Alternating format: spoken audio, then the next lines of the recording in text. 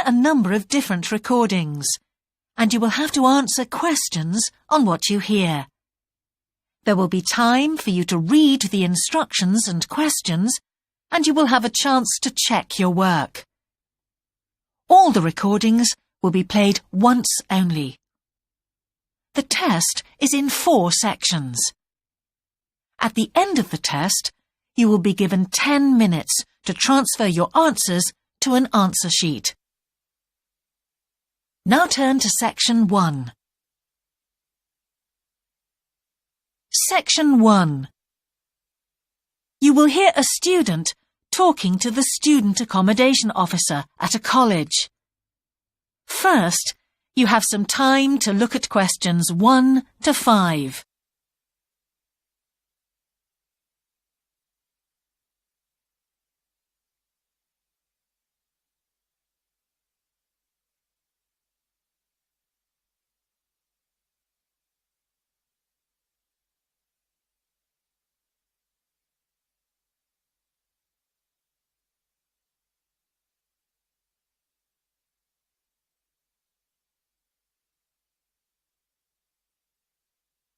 You will see that there is an example that has been done for you. On this occasion only, the conversation relating to this will be played first. Good morning. Can I help you? Yes, I've just been accepted on a course at the university, and I'd like to try and arrange accommodation in a hall of residence. Yes, certainly. Please sit down. What I'll do is fill in a form with you to find out a little more about your preferences and so forth. Thank you. The student wishes to arrange accommodation in a hall of residence, so hall has been written in the space. Now we shall begin. You should answer the questions as you listen, because you will not hear the recording a second time. Listen carefully and answer questions 1 to 5. Good morning. Can I help you? Yes, I've just been accepted on a course at the university, and I'd like to try and arrange accommodation in a hall of residence. Yes, certainly. Please sit down. What I'll do is fill in a form with you to find out a little more about your preferences and so forth. Thank you. So, first of all, can I take your name? It's Anu Bhatt. Could you spell your name, please? Yes, ANUBHATT. Thanks. And could I ask your date of birth? The 31st of March, 1972. Thank you. And where are you from? India. Oh, right. And, what will you be studying? I'm doing a course in nursing. Right, thank you. And how long would you want to stay in hall, do you think? Well, it'll take 3 years, but I'd only like to stay in hall for 2. I'd like to think about living outside for the 3rd year. Fine. And what did you have in mind for catering? Do you want to cook for yourself or have all your meals provided? That's full board. Is there something in between? Yes, you can just have evening meal provided, which is half board. That's what I'd prefer. Yes, a lot of students opt for that. Now, with that in mind, do you have any special diet, anything we should know about? Yes, I don't take red meat. No red meat. Before you hear the rest of the conversation, you have some time to look at questions 6 to 10.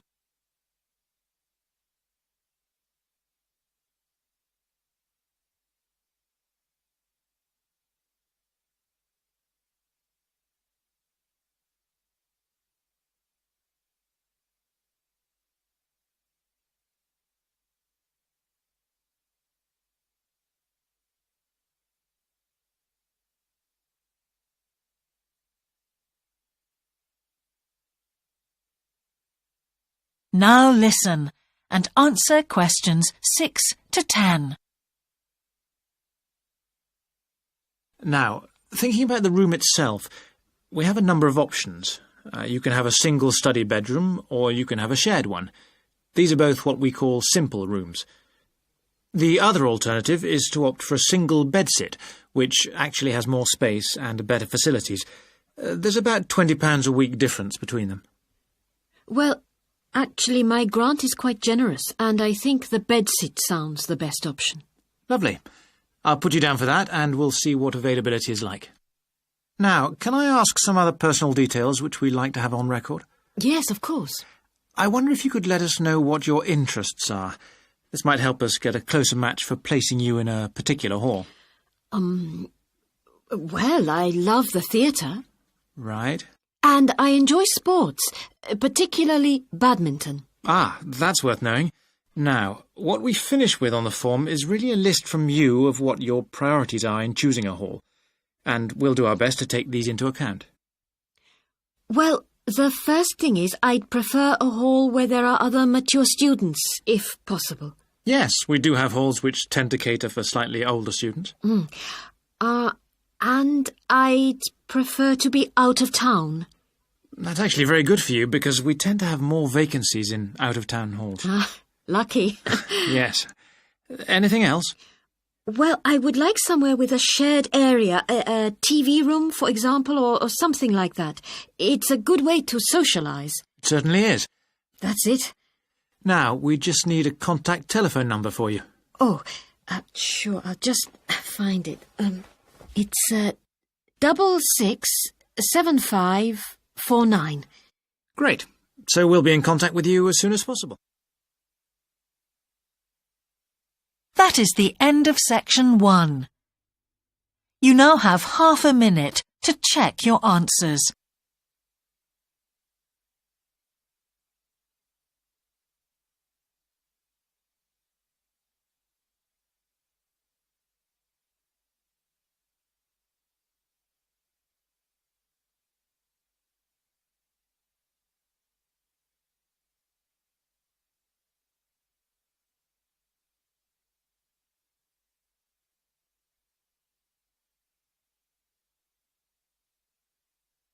Now turn to section 2. Section 2. You will hear a man giving a talk to new members of a wildlife club in the south of England. First, you have some time to look at questions 11 to 13.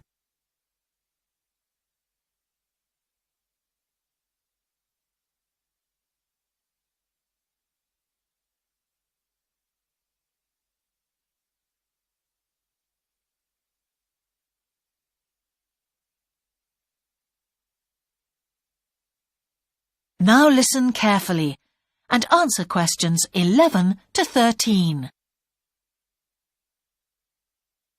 Hello, I'm delighted to welcome you to our wildlife club and very pleased that you're interested in the countryside and the plants and creatures of this area.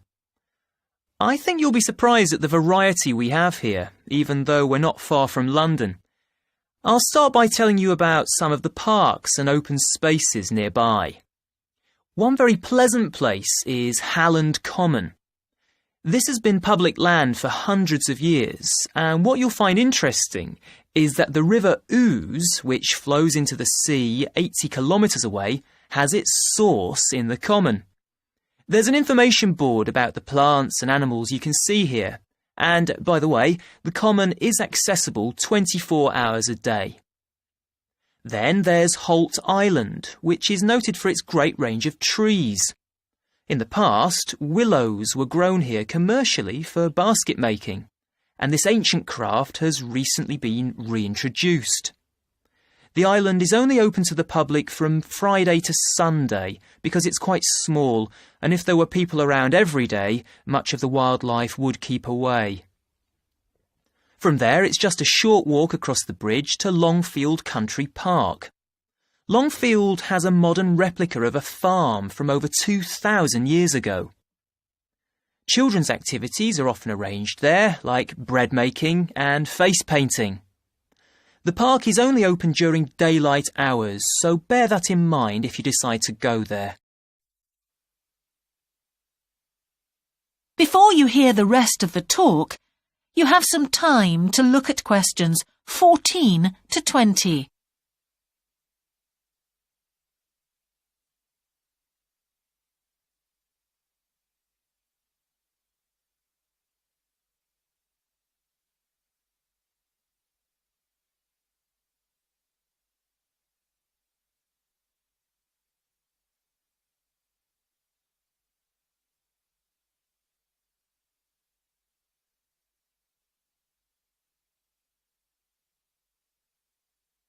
Now listen and answer questions 14 to 20.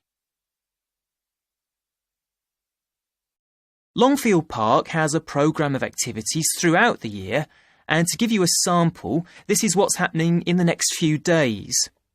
On Monday, you can learn about herbs and how they've been used over the centuries.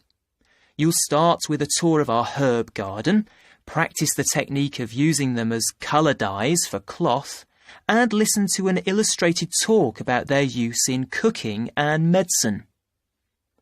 Then on Wednesday, you can join local experts to discover the variety of insects and birds that appear in the evening. We keep to a small number of people in the group, so if you want to go, you'll need to phone the park ranger a few days ahead. There's a small charge which you should pay when you turn up. I'm sure you're all keen to help with the practical task of looking after the park, so on Saturday you can join a working party. You'll have a choice of all sorts of activities, from planting hedges to picking up litter, so you'll be able to change from one to another when you feel like it. The rangers will be hard at work all day, but do come and join in, even for just a short while. One thing, though, is to make sure you're wearing something that you don't mind getting dirty or torn. And finally, I'd like to tell you about our new wildlife area, Hinchingbrook Park, which will be opened to the public next month. This slide doesn't really indicate how big it is, but anyway, you can see the two gates into the park and the main paths. As you can see, there's a lake in the northwest of the park with a bird hide to the west of it at the end of a path, so it'll be a nice, quiet place for watching the birds on the lake. Fairly close to where refreshments are available, there's a dog walking area in the southern part of the park, leading off from the path. And if you just want to sit and relax, you can go to the flower garden. That's the circular area on the map, surrounded by paths. And finally, there's a wooded area in the western section of the park, between two paths.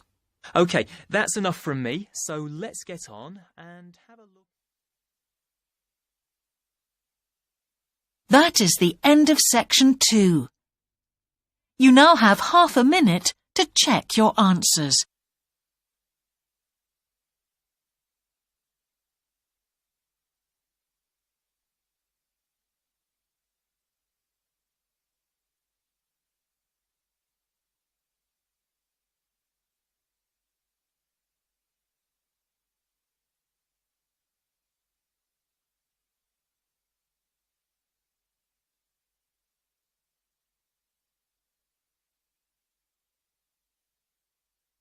Now turn to section 3.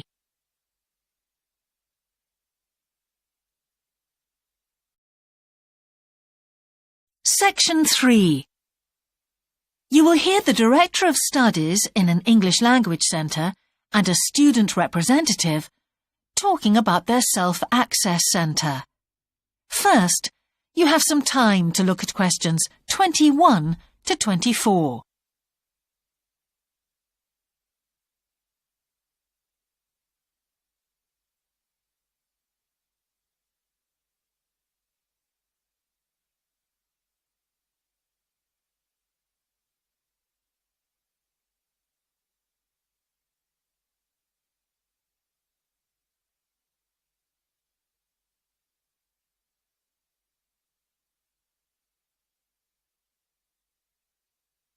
Now listen carefully and answer questions 21 to 24.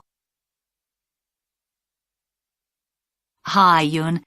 As you know, I've asked you here today to discuss the future of our Self-Access Centre. We have to decide what we want to do about this very important resource for our English language students. So, can you tell me what the students think about this? Well, from the students' point of view, we would like to keep it. The majority of students say that they enjoy using it because it provides a variation on the classroom routine, and they see it as a pretty major component of their course. But we would like to see some improvements to the equipment, particularly the computers. There aren't enough for one each at the moment, and we always have to share. Well, yes, the teachers agree that it is a very valuable resource, but one thing we have noticed is that a lot of the students are using it to check their personal emails. We don't want to stop you students using it, but we think the computers should be used as a learning resource, not for emails. Some of us also think that we could benefit a lot more by relocating the Self-Access Centre to the main university library building. How do you think the students would feel about that, Yun? Well, the library is big enough to incorporate the Self-Access Centre, but it wouldn't be like a class activity anymore. Our main worry would be not being able to go to a teacher for advice. I'm sure there would be plenty of things to do, but we really need teachers to help us choose the best activities. Well, there would still be a teacher present and he or she would guide the activities of the students. We wouldn't just leave them to get on with it. Yes, but I think the students would be much happier keeping the existing setup. They really like going to the Self-Access Centre with their teacher and staying together as a group to do activities. If we could just improve the resources and facilities, I think it would be fine. Is the cost going to be a problem? It's not so much the expense that I'm worried about, and we've certainly got room to do it, but it's the problem of timetabling a teacher to be in there outside class hours. If we're going to spend a lot of money on equipment and resources, we really need to make sure that everything is looked after properly. Anyway, let's make some notes to see just what needs doing to improve the centre. Before you hear the rest of the conversation, you have some time to look at questions 25 to 30.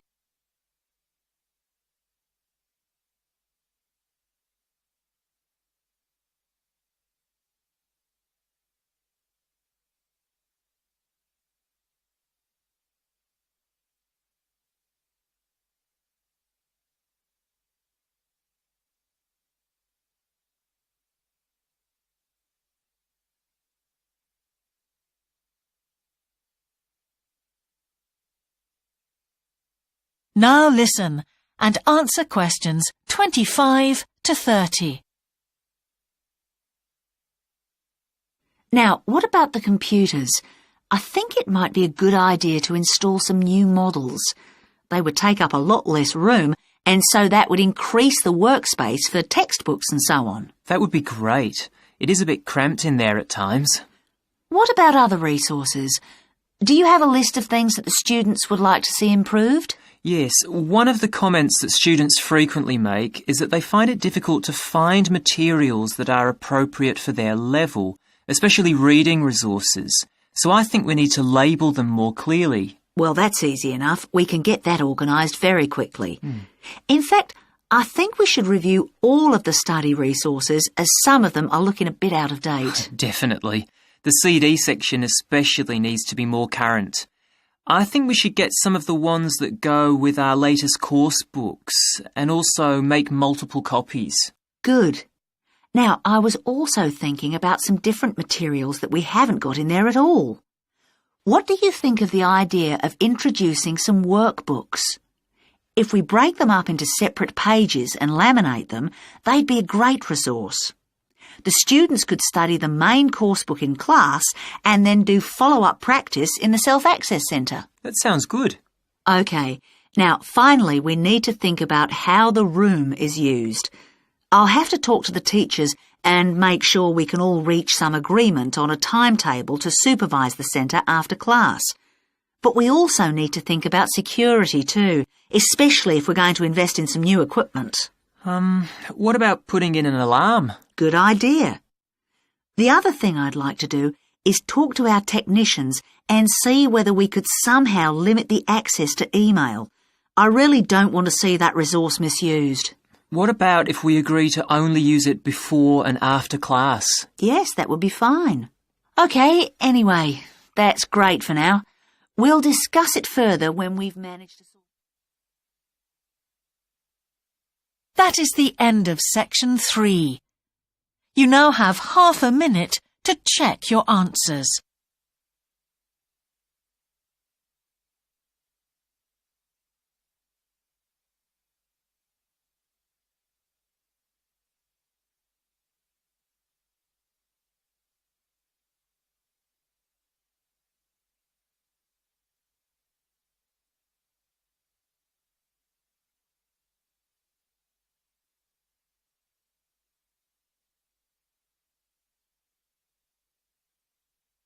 Now turn to Section 4.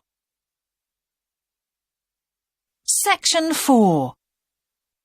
You will hear the beginning of a lecture about business cultures. First, you have some time to look at questions 31 to 40.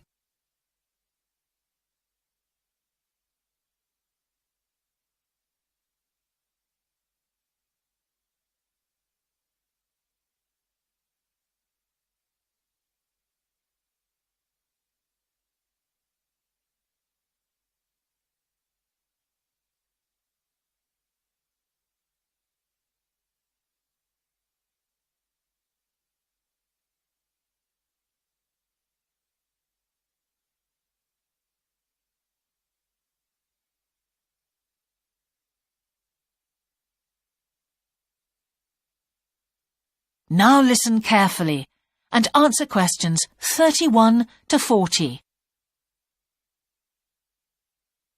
Good morning, everyone. Now, whether you're going to university to study business or some other subject, many of you will eventually end up working for a company of some kind. Now, when you first start working somewhere, you will realize that the organization you've joined has certain characteristics.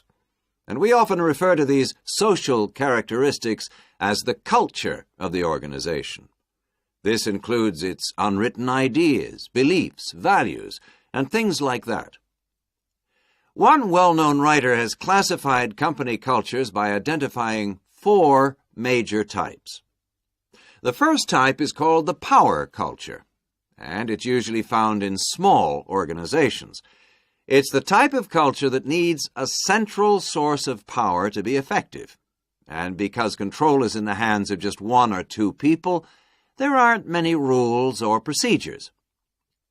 Another characteristic is that communication usually takes the form of conversations rather than, say, formal meetings or written memos. Now, one of the benefits of this culture is that the organization has the ability to act quickly. So it responds well to threat or danger on the one hand, and opportunity on the other. But on the negative side, this type of organization doesn't always act effectively, because it depends too much on 1 or 2 people at the top. And when these people make poor decisions, there's no one else who can influence them.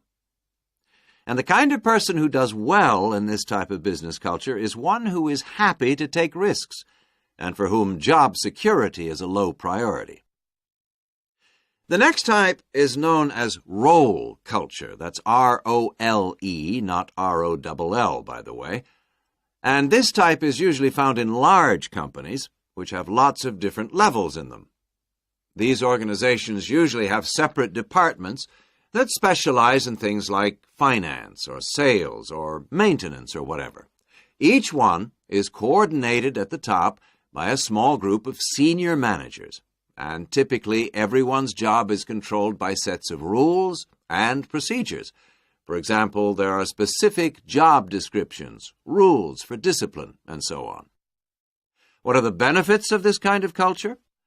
Well, firstly, because it's found in large organizations, its fixed costs, or overheads as they're known, are low in relation to its output or what it produces.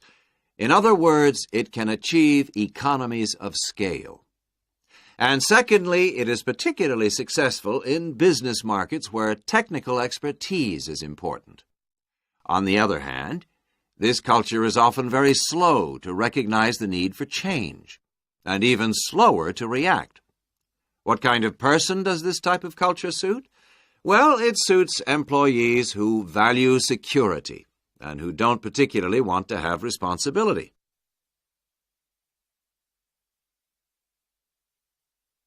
Moving on now to task cultures. This type is found in organizations that are project-oriented. You usually find it where the market for the company's product is extremely competitive, or where the products themselves have a short lifespan.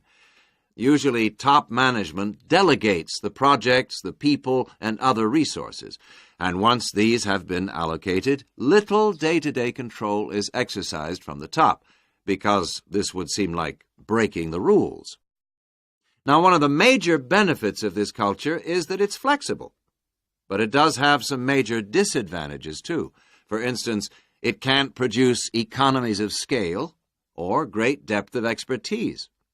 People who like working in groups or teams prefer this type of culture. And finally, the fourth category is called the person culture. This type is quite unusual. That is the end of section 4.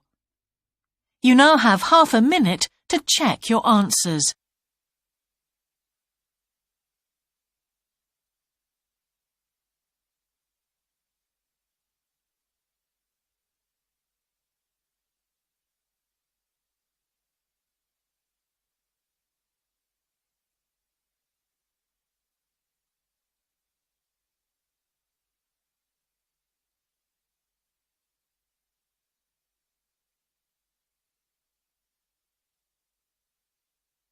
That is the end of the listening test.